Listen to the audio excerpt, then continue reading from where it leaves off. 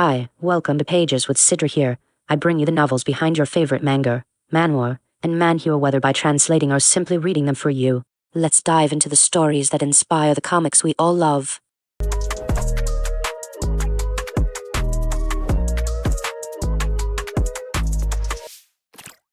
I Got a Cheat Ability in a Different World, and Become Extraordinary Even in the Real World, Volume 16.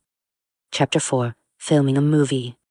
Part 1, a few days after the terrorist attack.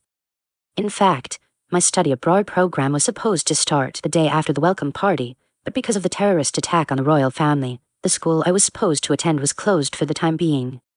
What's more, as someone who was there, I was also questioned about the situation. The reason was that I had subdued a large number of terrorists by myself. After all, a mere student had fought the terrorists armed with guns and rescued the many hostages who were there. If you think about it normally, it would be unbelievable. But the fact that the people at the party testified and that Joshua's armor was saved by me caused quite a stir. Fortunately, the scene in which I destroyed the weapon by swinging the heavenly whip was not seen by the public because I was strengthening my body with all my might. However, it was impossible for all the guns to be destroyed in one instant, so they still suspected that I had done something. The only evidence left was that I overpowered the terrorists with my bare hands. Well, that was not really possible either. Anyway, I didn't regret using my powers in that situation. As a result, Kaori and everyone else were safe. The only problem now was getting through the various investigations from different sides. And so, even though I was supposed to have a day off, I led a very hectic life. So, I didn't even have time to accompany Sarasan and explore the city. In the midst of all this, for some reason I found myself wearing a suit again. Why is it? There's nothing I can do about it. Yuria-san saved everyone, Kaori said with a wry smile. Yes, for some reason, I had been summoned to the palace where Joshua-sama and the others live. Apparently, the royal family wanted to thank me for what I'd done. There is no need to go to such lengths. I would be happy if everyone was safe. That's not going to happen. There's a certain image to be maintained as a country. I know Kaori was right, but as a commoner, this was too much for me. I've had similar experiences in the other world, but even then, I never got used to it. In fact, I couldn't believe that I was in a situation where I was being received by the king on this very planet, not in the other world. However, since it had already been decided, there was nothing I could do but try to be careful not to make any mistakes. After waiting a while at the entrance to the palace, it was finally time for my audience with the king. I entered the audience chamber as I was called and made my way to the king and his family. For the time being, I tried to behave as I had in the other world. Badsahir. There's no need to be so formal. Be Badsahir. You saved my son's life, didn't you? And I called you here this time to show my gratitude. Please relax. You understood. Even though he said that, I really couldn't let my guard down. I looked at the king in front of me again while feeling nervous. His Majesty the King was like Joshua-sama, and he was full of dignity. His atmosphere might be similar to Tsukarsa-san's. Joshua-sama was standing next to the king, but strangely, I didn't feel the hostility towards me that I had felt before. As I watched the two of them, the king spoke. Once again, thanks to you, Joshua was able to get out safely. Thank you very much. And no, it was only natural. I panicked as he bowed his head. The king then asked me what had happened. From what I hear, you were able to defeat the terrorists all by yourself. Do you have some kind of special power? I know a little bit of martial arts. Martial arts? The king's eyes widened when he heard my lame excuse, and he burst out laughing. Ha ha ha, I see. Martial arts. It's true that Japan is said to have various martial arts. If it's really possible to become like you, then I'll have to have my soldiers learn those martial arts as well. When the king realized that I wasn't going to answer, he didn't pursue the matter any further. Then Joshua, who had been silent until then, stepped forward. Yuamura, was it? Why, yes. Having been on the receiving end of so much hostility so far, I braced myself for whatever Joshua-sama was going to say next, but after mumbling for a while, he bowed his head vigorously. I'm sorry. Because of my immaturity, I caused you so much trouble. And yet, you saved me in that situation. I'm truly grateful. Thank you. To my surprise, Joshua-sama thanked me. Please raise your head. I was only doing what was natural. When I replied like that, Joshua-sama looked surprised for a moment and then immediately smiled wryly. I see this as the man Kaori approves of. There's no way I can keep up with you. No, it's just something I said. Don't worry about it. Why, yes. Well, if Joshua-sama said so. Also, I'm sorry for what I did to Kaori. I'm really sorry. And no, it's okay. Joshua-sama bowed to Kaori, who was standing next to me. Kaori hurriedly replied to Joshua-sama. Then the king, who had been watching our exchange, spoke again. It seems that you two have solved your problems. Yes. I realized how immature I am. The king nodded in response to Joshua-sama's words. You've never experienced failure before. This is a good opportunity for you. In this sense, I can only express my gratitude to you. And no, I also got the opportunity to study abroad. Right, about that study abroad. You came here because of my son. What are you going to do after this? What am I going to do? I was surprised by the unexpected words. Because of the terrorist attack, the school is still closed, isn't it? If you want to go on your month-long study abroad trip as planned, please don't hesitate to tell me. If you want, you can even stay for more than a month. In other words, they were offering to make up for the shortened study abroad period due to this incident. However, I couldn't decide on my own. Thank you very much. I'll talk to Kaori about it. Oh, please do. Thank you again. As the king of this country and a father, I thank you. With that, the king and Joshua-sama bowed again.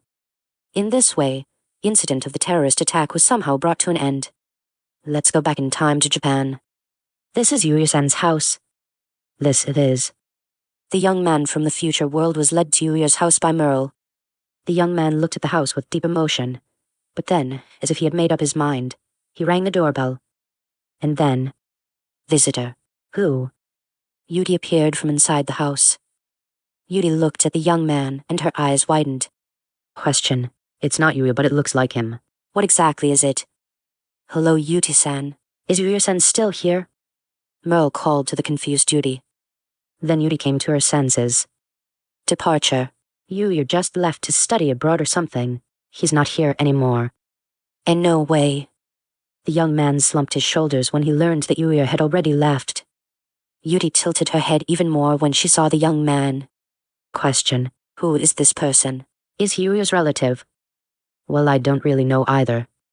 Merle didn't know who the young man was either, so she tilted her head in the same way. Then, from inside the house, an excited voice could be heard. Yuti, what happened? Visitor. A visitor came for Yuya. A visitor? That's a problem. Yuya isn't here right now. Then Lexia and Luna appeared from inside the house. While listening to Yuri's story, they turned their attention to the young man who had come to visit, and their eyes widened. Yuya-sama. There are some similarities in his appearance and face, but his hairstyle is completely different, isn't it? Oh, you're right, but I was surprised because they look so much alike. The young man was surprised to see the two of them continuing the conversation he had heard so many times before. Amazing, I've only seen it in documents, but it's my great-great-grandfather's queen. The young man was taken aback but quickly regained his senses and bowed energetically. I apologize for the suddenness of this. Please excuse me. Oh, wait. And then he left in a hurry. The suddenness of the event left Lexia and the others speechless, and Luna called out to Merle. What on earth was that all about? I don't know either, but he seemed to be looking for Yuya-san, so I brought him here. Unfortunately, Yuya has already left for his study abroad program. That's true, but he seemed to be in some kind of trouble. I hope he's okay. Despite Merle's concern, the young man had already disappeared. And now moving on to part 2 of this chapter. The story is just getting more exciting, so let's dive right in and see where it takes us. Yuya-kan, are you interested in tennis? A few days after the terrorist incident. Although the incident itself had been handled safely, the school where I was supposed to study while abroad was still in a state of confusion, thus we were still unable to attend. While we have a lot of free time, Karyer-san suddenly asked me this. Tennis, you say? Yes, I've been playing a lot of tennis lately as a hobby. I thought it would be a good idea to make use of the free time available. If that's the case, then by all means. When I answered as such, Karyer-san smiled. Really? Then let's invite everyone and play tennis together. And so thanks to Karyer-san's words, we decided to play tennis. As you would expect from a super luxury apartment, the apartment where Karyer-san and Kasumi live is a beautiful tennis court, and we decided to play a game there. Then Kaori and Kasumi arrived, having changed into more comfortable clothes. I'm looking forward to playing tennis with you, Yunichan. It's been a while since the ball game tournament, but this time I'll show you what I'm capable of. Kasumi smiled happily, but Kaori had a very serious expression on her face. That's right. Kaori isn't very good at sports, I'd completely forgotten. While I was thinking about it, Kaori looked a little pouty as if she'd noticed my expression. It's true. I've been practicing a bit since then. I see. When Kaori said that, it meant that the disaster that happened back then might not happen again. Well, since there are 4 of us, let's form teams. As Kaio-san said, we formed teams. The result was, Ari Yuya-kan, we're going to work together, right? Why, yes, I look forward to it. I ended up being paired with Kaio-san. Let's do our best, Ni-chan. Yes. Kazumi and Kaori looked like they were bursting with enthusiasm and nodded at each other. With the pairings now set, the match began immediately. The match started with a serve from Kaio-san. If I thought about it, Kaori was not good at sports, could it be that Kaio-san too? This thought popped into my head, and I was just about to watch out for the ball coming from behind me. Ha. Kaio-san served the ball, and it went right into Kasumi and Kaori's court. Kasumi reacted immediately and returned the ball. Higher. The ball was quite powerful and accurate, and as soon as Kasumi received the ball, she came forward. It seemed that Kasumi was playing at the front of the court, and Kaori was playing at the back. I also returned the ball and moved forward. At that moment, yeah. Whoa. Suddenly, Kasumi let out a loud scream and jumped away from the spot. That's because Kaori hit the ball that I had returned. However, the ball completely ignored our court and flew past Kasumi with great force, shaking the net behind me. Oh, that's weird. Kaori tilted her head as if to say that this wasn't supposed to happen. Then Kasumi turned her eyes to Kaori. Hey, Ni-chan. I'm sorry. I'm sure it'll be better next time. Kaori said to Kasumi, who was breaking out in a cold sweat. Well, it's only just started. I guess we'll see the results of Kaori's training. While I was thinking about this, Kaio-san's serve was released again. This time, Kaori would be on the receiving end. But Eek. The ball that Kaori sent flying came towards me at a tremendous speed, with no sign of even coming close to the court. I instinctively checked the direction of the ball and saw that it had embedded itself in the fence surrounding the court, spinning at an incredible speed. If that had hit me in the face. This time, as I broke out in a cold sweat, Kaori tilted her head again. This is strange. I thought I was successful this time. Could it be that the success or failure of the shot depends on whether it hits someone? While I was thinking about this, Kasumi asked Kaori with an indescribable expression on her face. Ni-chan, could it be that you're not good at sports? Is that so? I was never good at sports to begin with, but when you put it like that, it seemed that Kasumi didn't know that Kaori was bad at sports because she's been attending this school separately from Kaori since she was little. And it seems that Kaio-san is the same way. What a problem. I never thought Kaori would be so bad at sports. Mother. Kaori seemed shocked to be told this so clearly. Aga practiced so much. Why, some people are just not good at it. When I said this, Kaori looked up. That's right, isn't it? And if you practice, you'll get better, right? Maybe. What should I do? I couldn't say that she would get better. However, even with my indecisive attitude, Kaori's face lit up as if to say that she was pleased. That's right. Then let's continue the match. How? Could it be that I'll be paired with Ni-chan for the whole game? Kasumi, do your best. And no way. Kasumi realized her situation when she noticed Kaori's athletic inaptitude and lamented. And after that, there was no sign of Kaori's improvement, and Kasumi was so busy dodging the tennis balls that Kaori, who was supposed to be her partner, flew at her with tremendous speed that she couldn't even think about the game. While Yuya was having an audience with the king. I finally managed to revive it. In the middle of the Pacific Ocean, a huge life form had appeared. It was gray and had 2 huge tusks. The most prominent feature was its long nose. At first glance, it looked like an elephant, but its size was on a completely different level. The creature, whose body was as big as a huge island, raised its trunk high into the air. Phew! It let out a single cry. At that moment, the divine beast unleashed its divine power. The aftermath was terrible, and it spread out into the surrounding sea as a huge wave. All the small uninhabited islands in the vicinity were shattered in an instant. This divine beast was the ultimate weapon of the gods, the behemoth. Despite showing such power, the gods' expressions were bitter. 'Cause I thought it has shrunk. And considering its former dignity, it's become quite shabby. It was true, the gods had resurrected Behemoth to fight Sidra, but its condition wasn't perfect.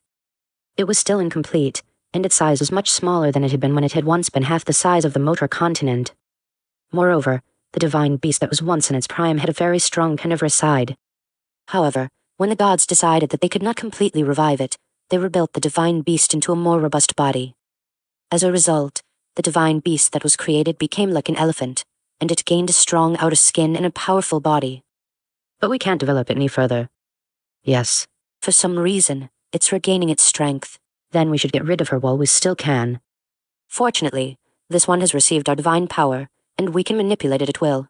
And with the current Sidra, I think this will be enough to deal with her. And after we get rid of Sidra, we can finally take over this planet. The gods looked at each other. Now it's time for the gods to return. And so the March of the Gods finally began.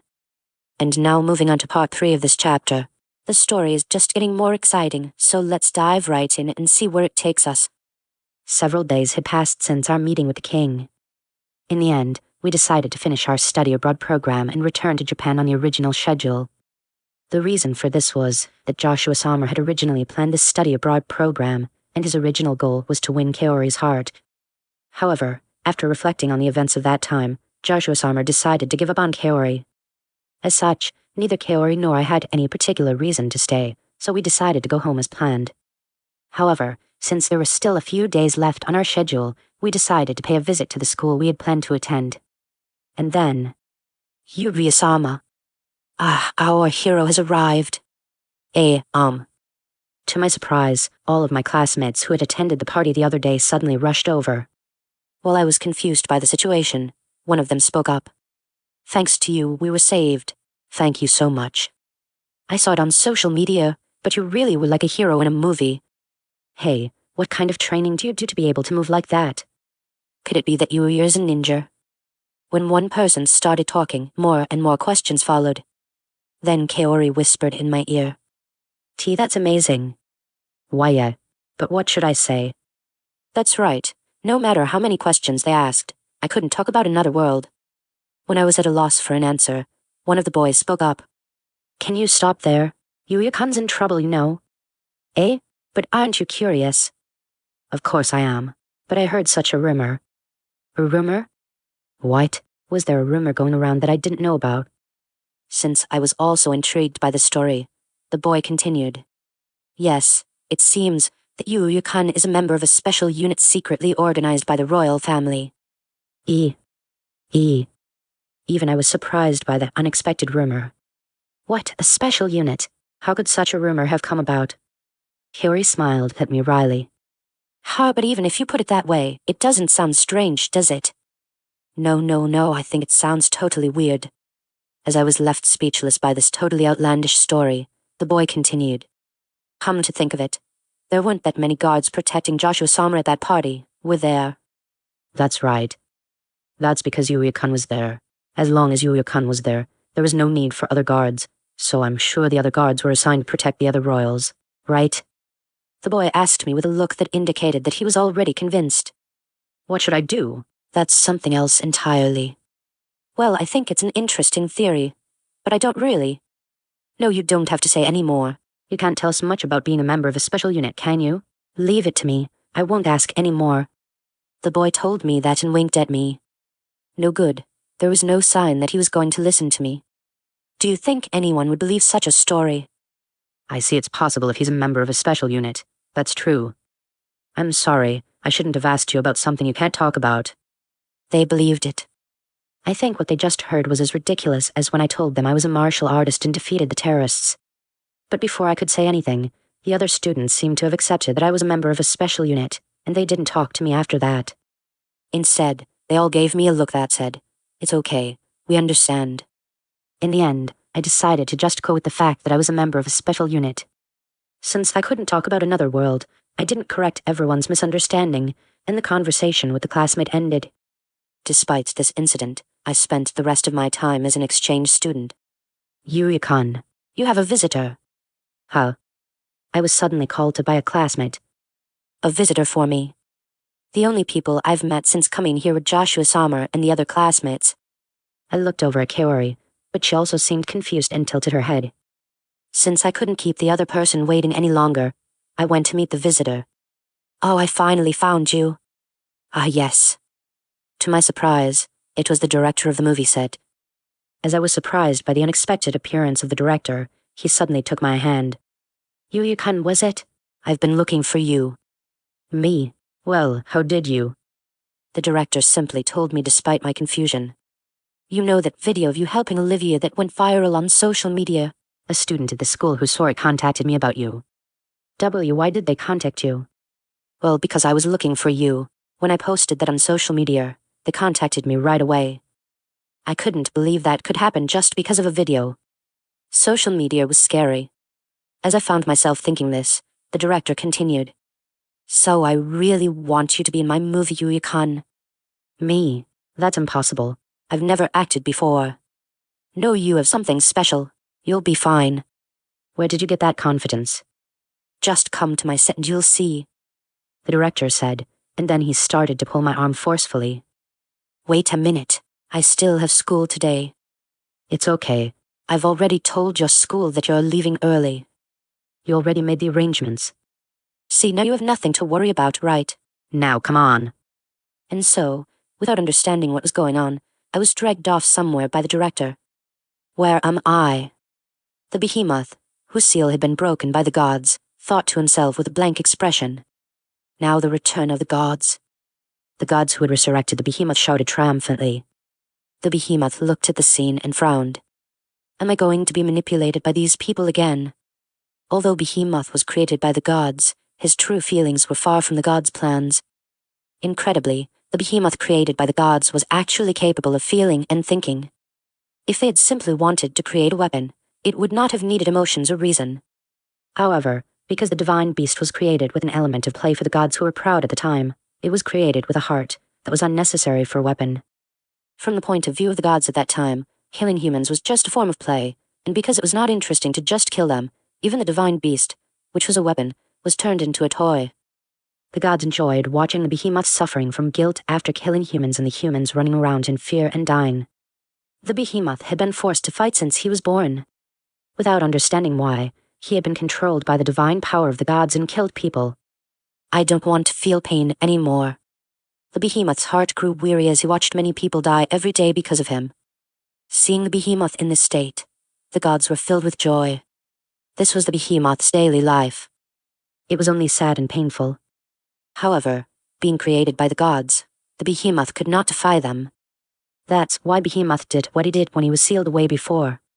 Now, there's no more pain. He thought that no one would ever have to feel sad again.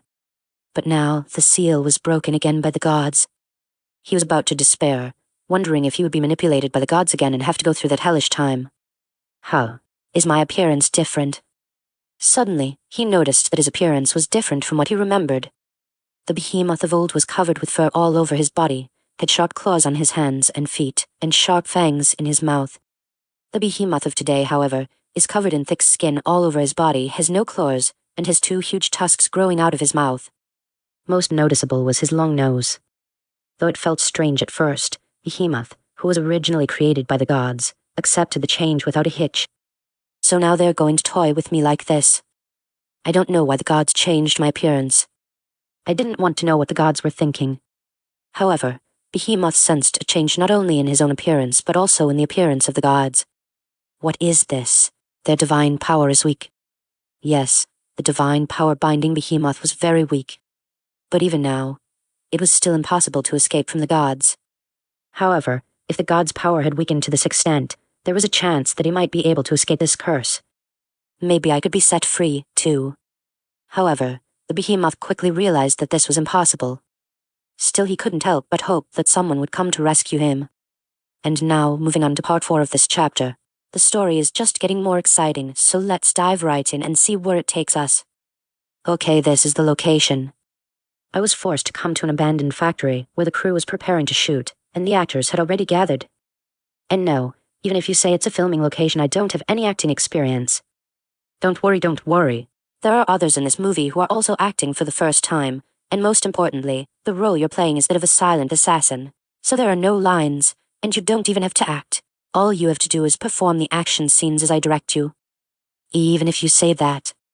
Even if I was told that I didn't have to worry about lines or acting, I was sure we still had to have a detailed discussion about the action scenes beforehand, and it was not something that someone like me could do so easily. Anyway, I had to refuse it no matter what. Just as I was thinking this. Yuya-san? Miu-san. I looked in the direction of the voice, and to my surprise, it was the top model Miu-san. As I was surprised by her unexpected appearance, Miu-san came running over to me. Why are you here, Yuya-san? Well, I was forced to come here. Eh? While Miu-san was confused by my words, the director spoke up. What you know, Miu? Why, yes. Well, that makes things easier. This time, we wanted to make a scene where you save Miu. Besides, Miu is just like you. This is her first experience in acting, you know. Is that so? Of course, Miu-san was a model, not an actress. As I thought this, Miu-san looked embarrassed. Yes, that's right. However, the president told me to consider acting instead of just modeling. That president seemed to be as forceful as ever. While I was thinking about it, Miu-san continued. To be honest, I was worried about acting for the first time, but as long as Yuya-san is with me, I'll be fine. Eh? For some reason, Miu-san looked at me with complete trust. This was not a good development at all. In the first place, is it okay for me to appear in the movie all of a sudden? Yes, since it's a movie, there must be a script and things that have already been filmed. Even so, would the movie be able to make it if I, a completely unknown existence, suddenly appeared? When I said this, the director grinned. Don't worry about that. We've already adjusted the script for you and finished filming. Hey? So once we've filmed the scene with you, the movie will be complete. On the other hand, if you don't appear in the movie, all the filming we've done so far will have been for nothing. So, that's it. I realized that any way out for me was completely cut off. Once he said that, there was no way I could refuse. I understand, but I've never done anything like this before, so please forgive me if I can't do it. That's not a problem. As long as you follow my instructions, everything will be perfect. Now that we've finalized everything, let's start filming right away. And Miu, I'm counting on you too. Okay. See you later, Yuya-san. The director nodded in satisfaction and left, and Miu-san also went to prepare for the filming. I watched her go inside. How did it come to this? Excuse me. Then I was suddenly called. I turned my head in the direction of the voice, and there was Olivia-san. You are... I'm Olivia, the person you helped the other day. Thank you for your help. And no, I'm glad you're okay. Thanks to you, I'm okay. May I ask your name? I'm Yuya. Yuya-san, my name is Olivia. At that time, I was ready to die. But thanks to you, I was saved and I'm able to continue working as an actress. Thank you so much. I was completely overwhelmed by Olivia-san, who kept bowing to me. Then Olivia-san looked at me with a strange expression on her face. By the way, why are you here this time? Well, the director forced me to come. It seems I have to appear in the action scene after this. I see. That's why the director suddenly changed the script in the shooting scene. When I heard what Olivia-san said, I felt bad. I'm sorry, it's my fault.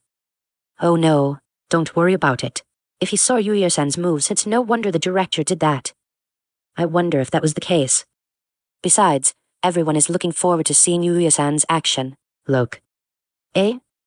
When Olivia-san prompted me, I looked around and saw the film crew looking at me and talking in whispers. That guy.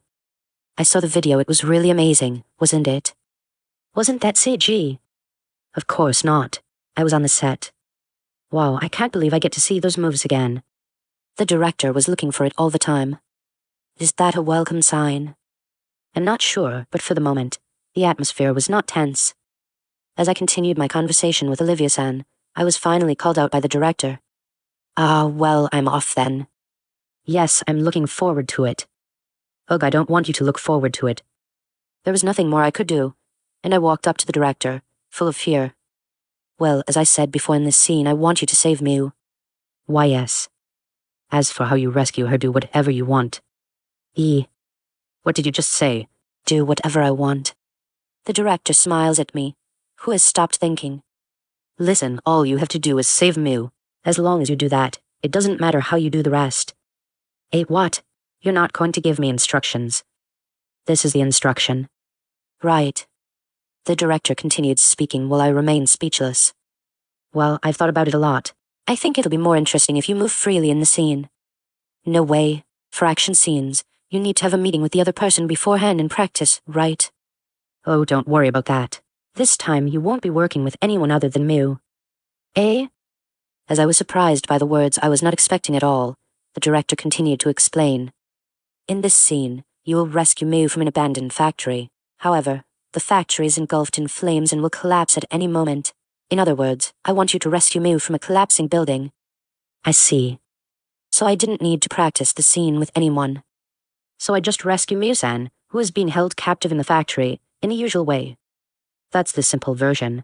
But of course, it wouldn't be very interesting. So I want you to rescue Mu in a spectacular way, just like you did with Olivia, by skillfully avoiding or kicking away things like building materials that are falling from the ceiling. Huh.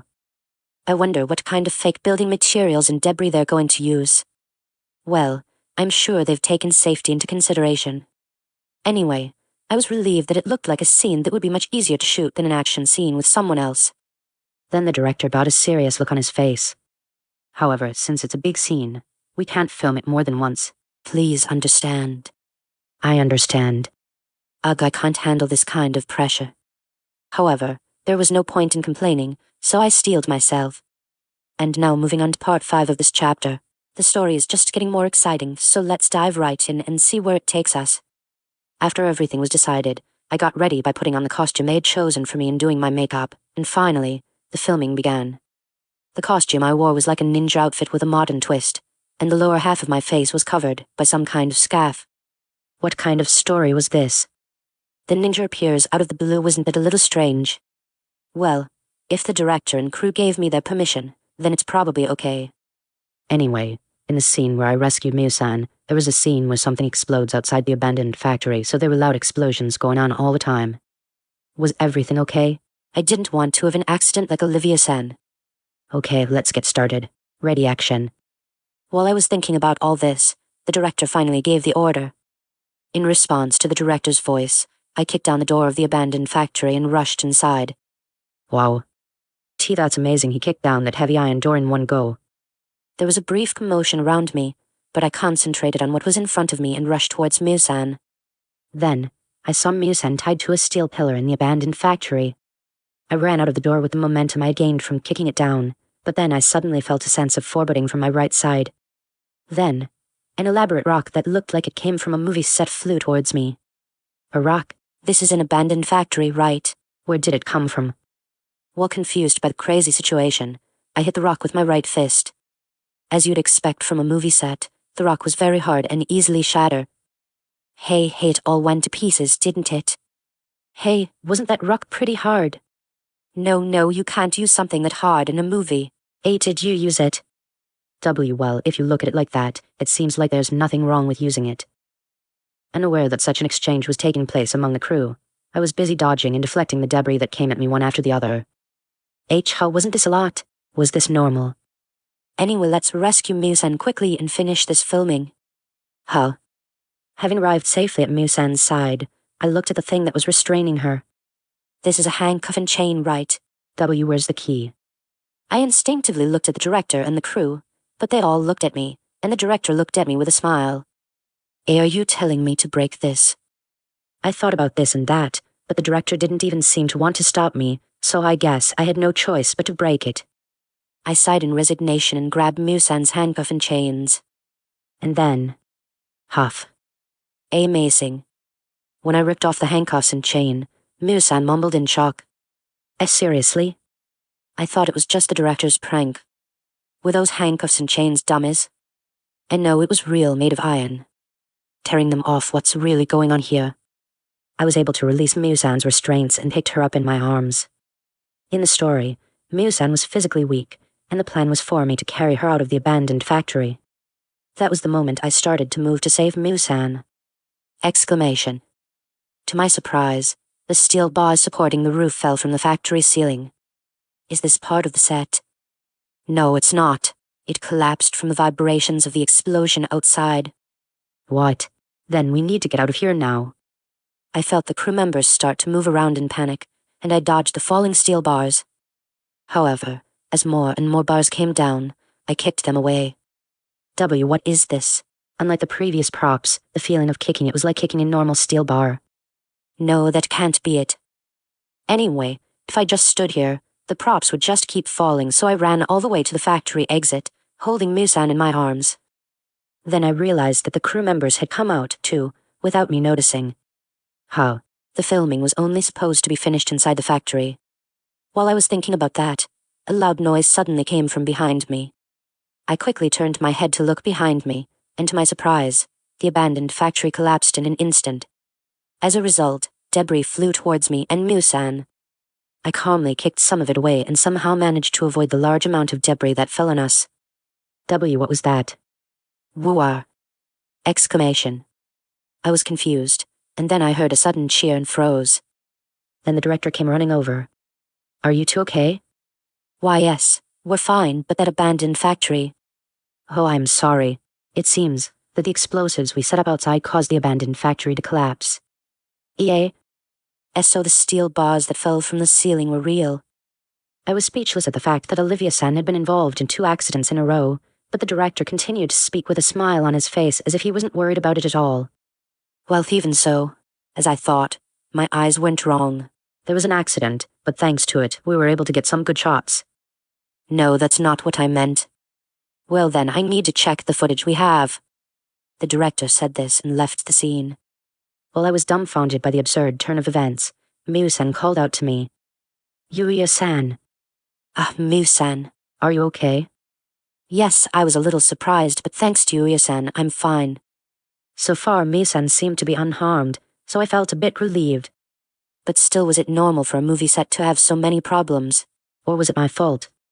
From the way the crew looked, it seemed like they had prepared carefully. I never thought it would turn out like this. The director is still too reckless as usual. But didn't you adjust the amount of gunpowder properly? Yes. That's why I didn't expect the factory to suddenly collapse. I mean, how could he have avoided it if it collapsed on him? Not only did he avoid it, he kicked it away. Anyway, to survive such a crazy situation, he will become a great action actor. How? Was the crew watching? I felt the gazes of the crew around me. Anyway, my role was over. I wouldn't be involved in the movie's filming anymore. With that in mind, I went to say my farewell to the director. Yuya-kan, I really want you to be in the next movie too. How? To my surprise, the director had offered me a role in the next movie. No, that's impossible. It's strange that I appeared out of the blue this time as well. I told you there's no problem with that, right? We've already made the necessary arrangements. Besides, I'm convinced that this movie is going to be a huge hit after making it, and I'm sure there will be a sequel. That's why I want you to play the lead role. No, even if you say that. At first, I felt bad, but even if he said it would be a big hit, I didn't understand. From my point of view, I had just rescued Musan from an abandoned factory in the middle of a series of problems in a situation I didn't really understand. I didn't even know what kind of story it was or what kind of scene it was. So I had no idea whether the movie they were making would be interesting or not. Also, although I only appeared in 1 scene this time, if I were to take a leading role in a movie shoot, I would be tied up for a considerable amount of time. Since I was still a student, I couldn't afford to take that much time away from my studies. I appreciate your confidence in me, but I'm still a student, please understand. But, Director, let's stop there. Olivia-san. Just when I was at a loss for an answer, Olivia-san suddenly appeared. You can't keep bothering Yuya-san like this. No, but Olivia, haven't you seen his actions? There's no actor anywhere who can do such a flashy action without using CG, and his handsome face, it's no exaggeration to say that he was born to be an actor. That may be true, but I'm sure he has other things he wants to do. Besides, there were all kinds of problems this time, so I don't think it's a good idea to make him feel worse than he already does. Matt. The director was at a loss for words as if he had been hit on a weak point. But why? We did all the calculations and tests and were careful about security. There's nothing we can do about what's already happened, is there? I'm disappointed that I can't work with you, Yuya-san, but here. How? What's this? Then Olivia-san handed me a business card. If you are ever interested in acting, please feel free to contact me. Of course. You can also contact me personally if you want. No. Thank you very much. To be honest, I haven't really thought about what I want to do in the future. But if I become interested in acting for some reason, I'll definitely ask Olivia-san for help. While I was thinking this, Olivia-san smiled. Well, there's also the possibility that I might end up seeing you. Right, director? Eh? Oh, that's right. The director's face briefly lit up with a smile as if he had realized something. Anyway, despite all the various problems that arose, I was able to complete the movie's filming safely. That's the end of Chapter 4. Thank you so much for joining me on this journey. I hope you enjoyed the story as much as I did. If you liked it, don't forget to give this video a thumbs up, leave a comment with your thoughts, and subscribe for more amazing stories. I can't wait to see you in the next chapter. Until then, take care and happy reading.